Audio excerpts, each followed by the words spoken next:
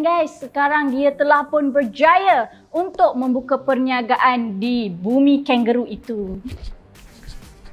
Australia lah banyak kangaroo.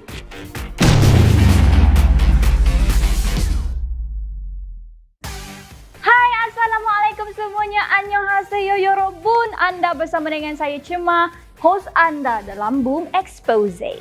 Kau dah kenapa Syamil terpusing? Korang mesti kenalkan pemilik tagline ini, iaitu usahawan yang bernama Sajat. Saya panggil Abang Sajat lah. Okey, apa cerita dengan Sajat kali ni? Kalau korang tahu sekarang Sajat dah tak duduk dekat Malaysia. Dia dah jadi orang Australia sekarang. Dia duduk dekat mana yang ada banyak kangaroo tu.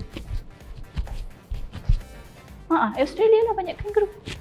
Dulu dia pernah menyatakan hasrat yang dia nak buka bisnes dekat Australia. Dan guys, sekarang dia telah pun berjaya untuk membuka perniagaan di bumi kangaroo itu.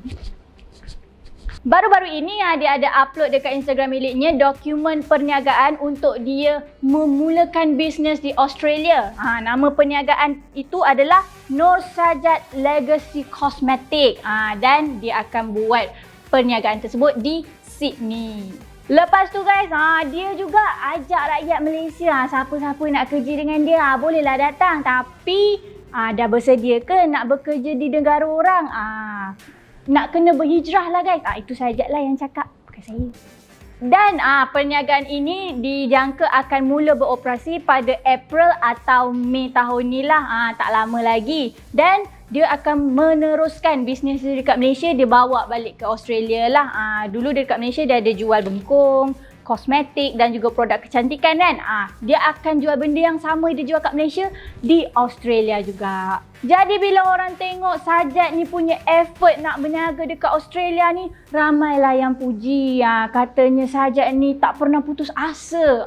Sentiasa berusaha untuk dapatkan apa yang diinginkan. Itu orang kata kita kena jadikan contoh lah kan. Dia punya semangat dia tu, kita bolehlah ambil iktibar. Benda-benda lain tak payahlah. Jadi kami di Boom Malaysia mengucapkan tahniahlah kepada Abang Sajat di atas kejayaannya untuk membuka perniagaannya di Australia. Dan semoga perniagaannya maju dan berjaya. Jadi itulah dia cerita yang sis bawakan pada anda pada kali ini. Selalu kita cerita pasal artis je kan. Kali ni kita bawa usahawan pula pada anda. Diingatkan sekali lagi kepada anda semua untuk follow Boom Malaysia di semua social media platform. Kita ada Facebook, Twitter, Instagram dan juga TikTok. Janganlah lupa juga untuk subscribe Boom Malaysia di YouTube. Dan dah tengok video ni semua, jangan lupa untuk like, comment, share. Lepas tu turn on notification dekat bawah tu supaya korang akan dapat notifikasi setiap kali kami post video baru di YouTube mengenai berita-berita menarik di Malaysia dan juga luar Malaysia. Sampai di situ sahaja video kita pada kali ini. Semoga kita berjumpa lagi di video akan datang bersama dengan saya Cema Yorobun di Boom Expose. Bye bye. Annyeong.